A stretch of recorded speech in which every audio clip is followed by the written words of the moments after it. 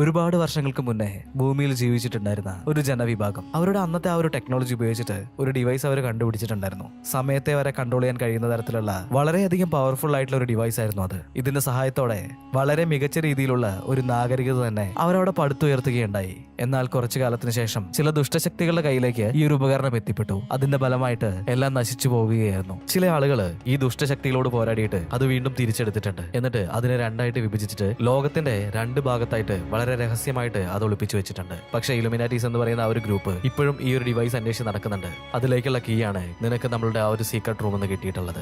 നിന്റെ ചെറുപ്പത്തിൽ ഞാൻ നിനക്ക് സമ്മാനിച്ചിട്ടുള്ള ആ ഒരു വെളുത്ത പൂക്കൾ അത് എവിടെ നിന്നാണ് ഞാൻ നിനക്ക് കൊണ്ടുവന്നിട്ടുള്ളത്? അതെ, കംബോഡിയ. അവിടെയാണ് ആദ്യത്തെ ആ ഒരു ഭാഗം ഒളിച്ചു വെച്ചിട്ടുള്ളത്. വരാൻ പോകുന്ന ആ ഒരു ഗ്രഹണത്തിന് മുന്നേ അത് എങ്ങനെയെങ്കിലും നീ കണ്ടുപിടിച്ച് നശിപ്പിച്ച് കളയണം. അതൊരിക്കലും അവരുടെ കയ്യിൽ കിട്ടാനായിട്ട് പാടില്ല. ഇത് എനിക്ക് ചെയ്തു തീർക്കാൻ കഴിയാത്ത ഒന്നാണ്. ഞാൻ നിന്നെ ഏൽപ്പിക്കുകയാണ്. കത്ത് വായിച്ചു തീർന്ന ഉടനെ ലാറ ഇപ്പോ കംബോഡിയയിലേക്ക് പോകാനായിട്ട് തുടങ്ങുകയാണ്.